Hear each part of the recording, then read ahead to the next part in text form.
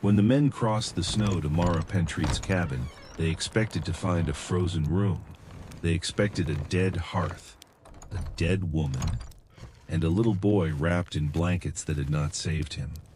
Because from the road, her roof showed no smoke. That was supposed to mean one thing in the Wyoming winter. But then Caleb Rusk saw a thin white breath rising from the hillside behind her house. Not from the chimney, from the ground, and when Mara opened the door, her son was barefoot on the floor, pushing a wooden horse across warm planks. Caleb had built half the cabins in that valley. He knew fireplaces, he knew chimneys, he knew the rules, and in that single moment every rule he trusted failed him. The Laramie foothills could lie beautifully in September. They lay under blue sky and yellow grass, with antelope moving like shadows on the flats and resin warming in the pines. New settlers looked at that light and believed the country had softened for them. Mara did not. She had already buried one winter's debt. Her husband, Tomas, had survived years in the Cornish tin workings before he followed ore rumors west. He had known stone, damp air, bad timber, black lungs, and the strange steadiness of the world under the surface, but he did not survive the winter of their first claim. Not a cave-in, not a gunshot, just cold, sickness, and a cabin that spent heat faster than Mara could make it. By the next autumn she had Tomas's tools, a 6-year-old boy named Joel, one milk cow that had gone half dry, and a claim nobody else wanted because the back wall sat against a stubborn shelf of stone. The men in the settlement called that shelf useless. Mara looked at it and saw the only thing she had in abundance: mass. The cabin was not poor because it was small. It was poor because it leaked. The spaces between the logs had been packed with mud, straw, and wishful thinking. On windy nights, cold slipped through the walls in tiny knives. And the fireplace was worse. It looked impressive. A broad stone mouth, a high chimney, a hearth big enough to roast a deer haunch. But to Mara it looked like hunger.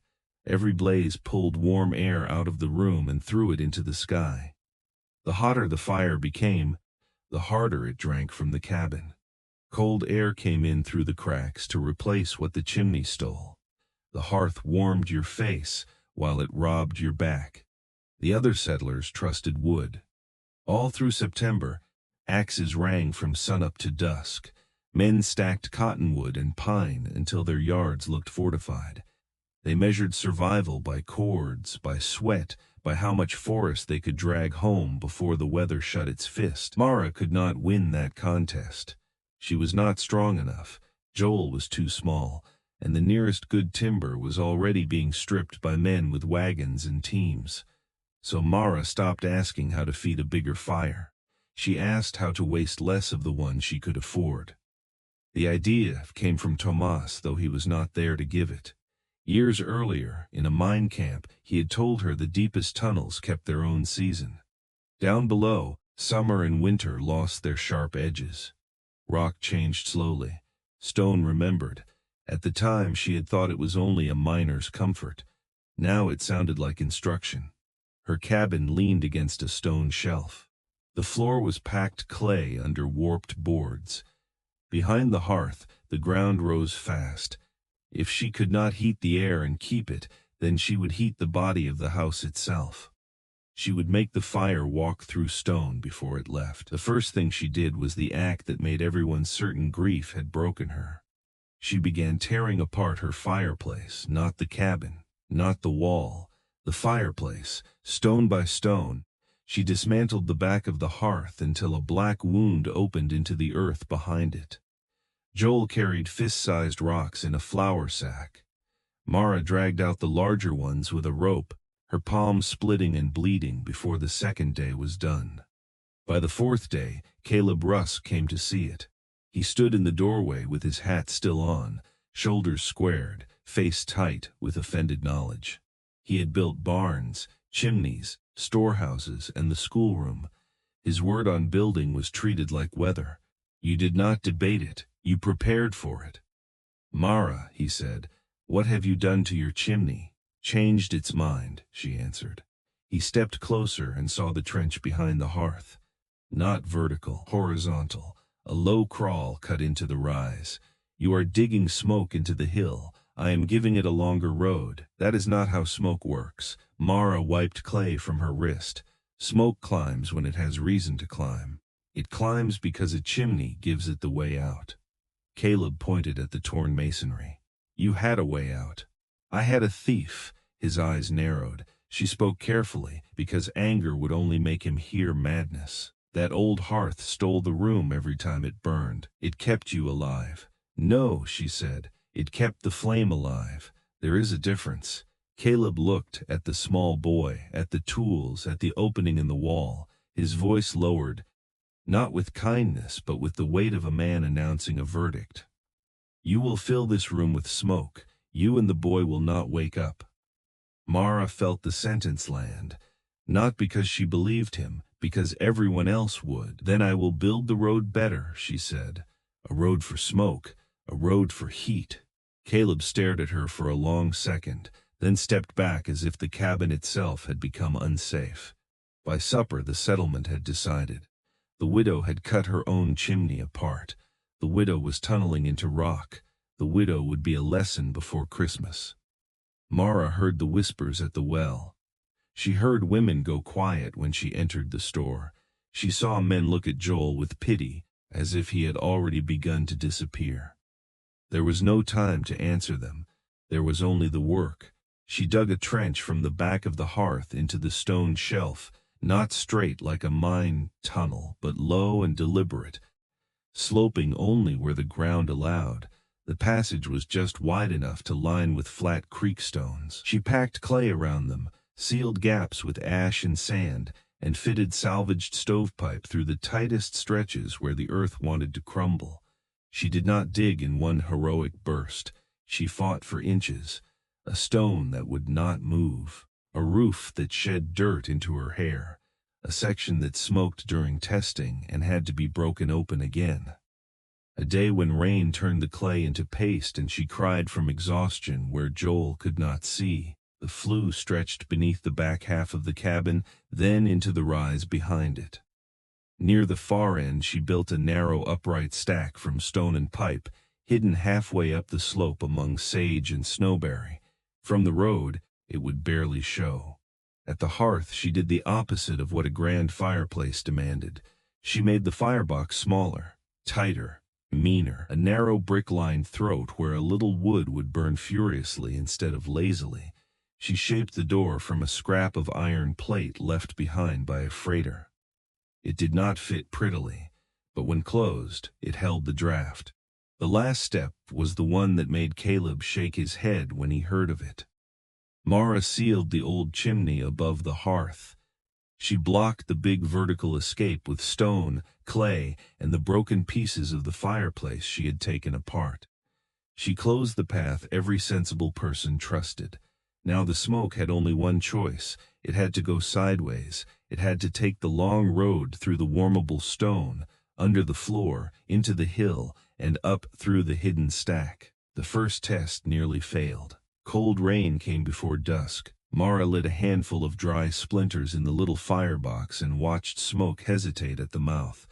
It rolled once toward the room. Joel froze. Mara did not breathe.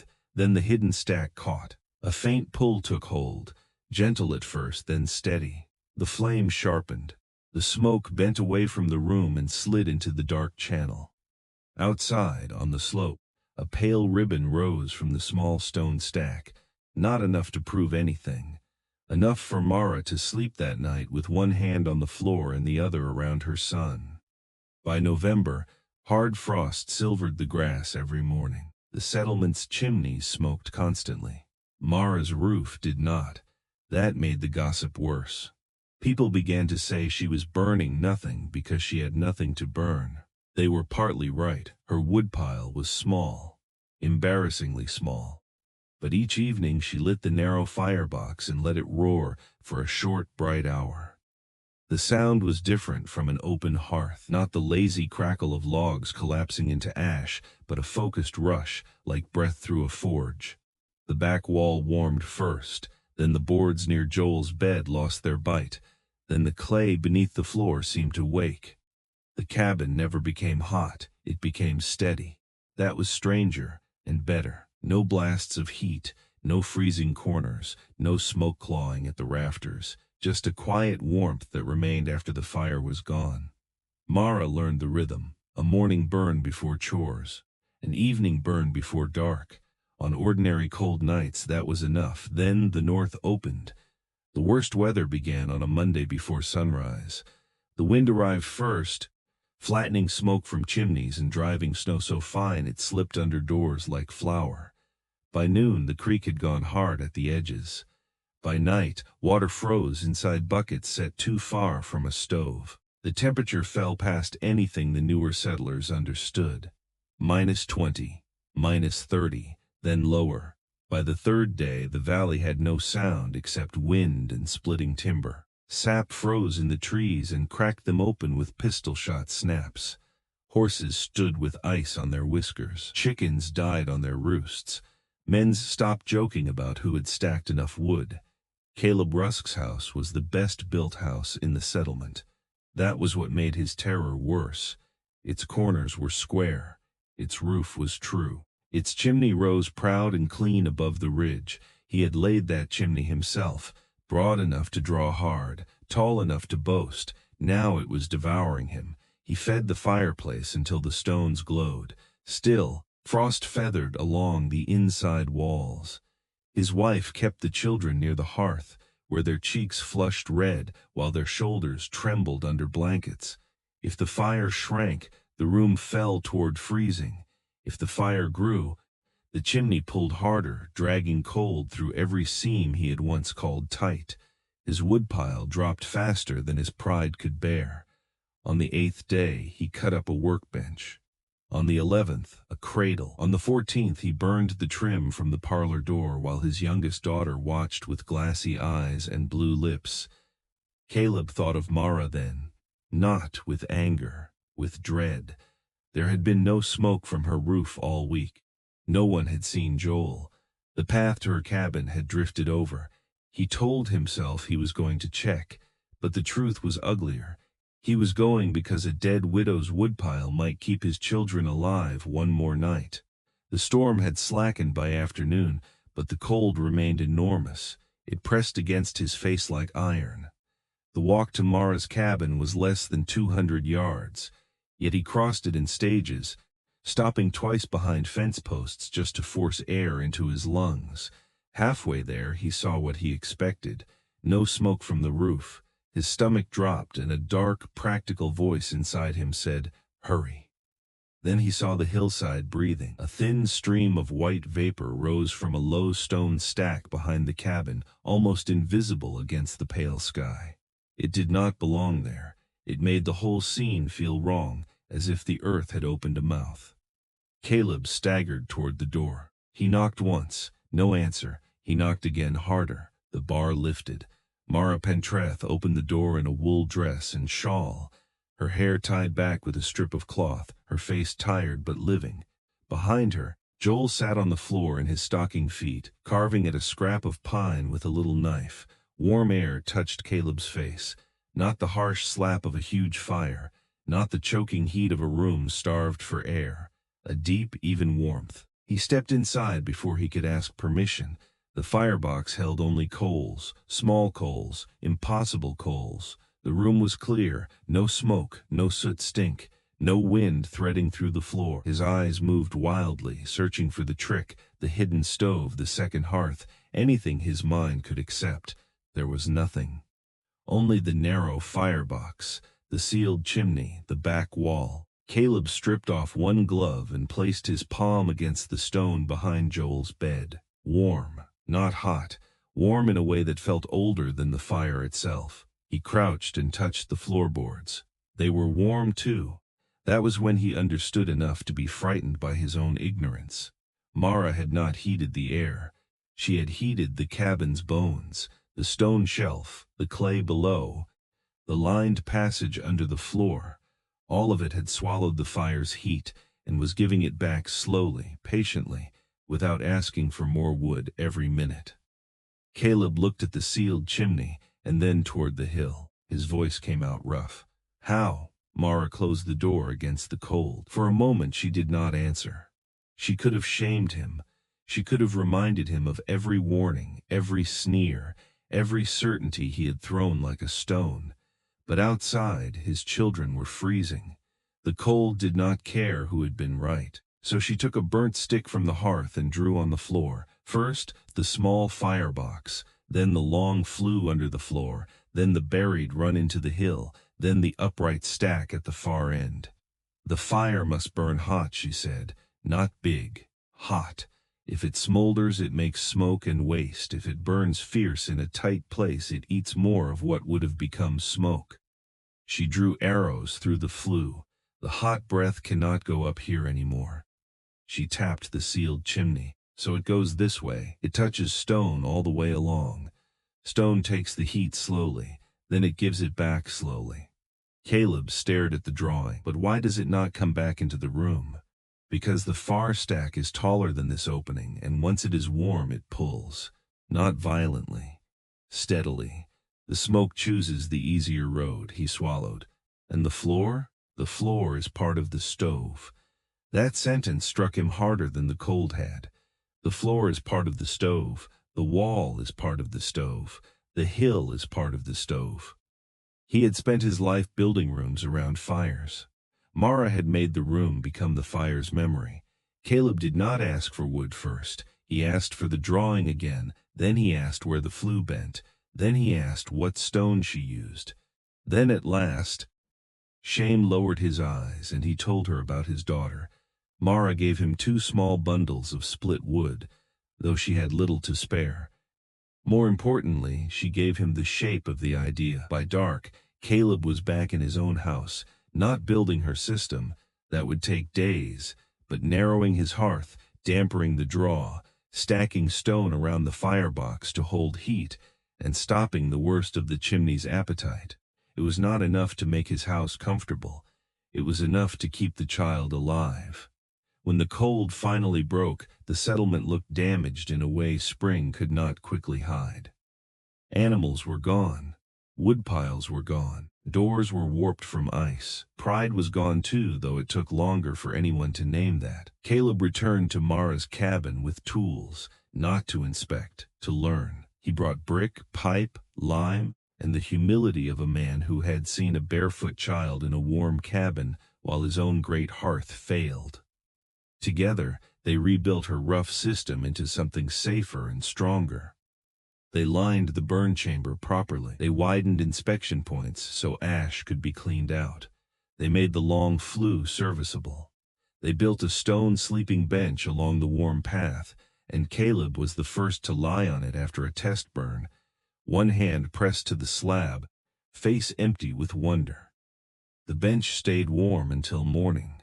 By the next winter, 3 more cabins had buried their fire's road beneath stone and clay. The winter after that, new houses were planned around the idea from the beginning. The chimney no longer had to rise from the roof like a flag of survival. Sometimes, the smoke appeared from a bank behind the house, thin and cool, because most of its heat had already been taken. People gave the system different names. A ground stove, a hill flue, Mara's road. The name mattered less than the lesson. The settlement had believed survival meant more fuel, more chopping, more smoke, more force. Mara proved the real question was not how much fire you could make, it was how much fire you could keep. That was the genius hidden inside her so-called madness. She did not defeat winter by being stronger than the men who judged her. She defeated it by changing the argument. They fought the cold in the air, where heat vanished quickly. She moved the battle into stone, where heat lingered. They built mouths for fire. She built a memory for it. And the strangest part was that nothing she used was magical. A hot, clean burn, a long path for exhaust, a steady draft, a mass of stone and earth that absorbed heat and released it slowly. These were not luxuries.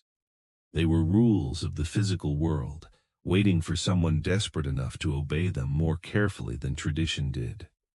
Years later, when Mara Pentreath was old, people still knew which houses had learned from her. On bitter mornings, their rooflines looked strangely quiet. Their woodpiles lasted longer. Their children slept closer to the floor without fear of freezing, and on the hillsides behind them, little stone stacks breathed pale smoke into the cold. Not much smoke, not hot smoke, just enough to show that the fire had taken the long road first. Mara never became rich from it. She did not need a monument. The warm rooms were monument enough.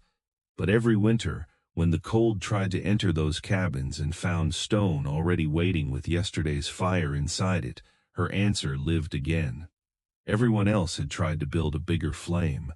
Mara built a longer road, and by the time the fire reached the sky, winter had already lost.